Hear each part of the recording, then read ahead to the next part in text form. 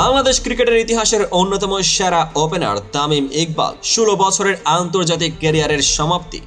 BPL এর ফাইনালে বিদায় দিচ্ছে বিসিবি, কিন্তু এই বিদায় কি যথাযথ, নাকি এটি আরো জমকালো হওয়া উচিত ছিল? আসুন বিশ্লেষণ করি।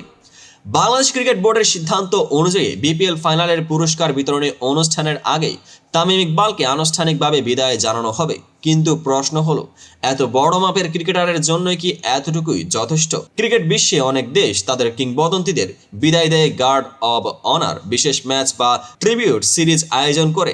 তাহলে তামিমের ক্ষেত্রে এমনটা হলো না কেন? 2007 সালে অভিষেক, 16 বছরের ক্যারিয়ারে 15,192 আন্তর্জাতিক রান, 25 সেঞ্চুরি, 94 50, ওয়ানডে ক্যারিয়ারে 8,000-এর বেশি রান করে বাংলাদেশের সর্বোচ্চ স্কোরার। চলুন একটু তুলনামূলক বিশ্লেষণ করা যাক। সচিন টেন্ডুলকারের বিদায় টেস্ট ম্যাচ হয়েছিল 5 দিন ব্যাপী। মিসবাহ ইউনিসের জন্য পাকিস্তান আয়োজন করেছিল গার্ড অফ অনার। দক্ষিণ আফ্রিকা তাদের ক্রিকেটারদের ফেয়ারওয়েল ম্যাচ দেয়। তাহলে তামিমের ক্ষেত্রে কেন এমন ছোট আয়োজন? তামিম একবার অবসরের ঘোষণা দিয়ে প্রধানমন্ত্রীর অনুরোধে ফিরেছিলেন, কিন্তু এরপর এক সিরিজ খেলে ফের দলের বাইরে। শেষমেশ সামাজিক যোগাযোগ মাধ্যমে ঘোষণা, আমার আন্তর্জাতিক ক্রিকেট অধ্যায় শেষ। ক্রিকেট বিশ্লেষকরা বলছেন বাংলাদেশের ক্রিকেটে অবসরও যেন এক ধরনের রিয়েলিটি শো, নাটকীয়তা না থাকলে চলে না।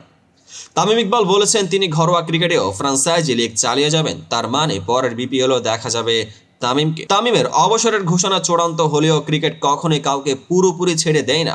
হয়তো ভবিষ্যতে আবারও অন্য ভূমিকায় দেখা যাবে তাকে, কোচ, ধারাভাষ্যকার নাকি বিসিবির পদে।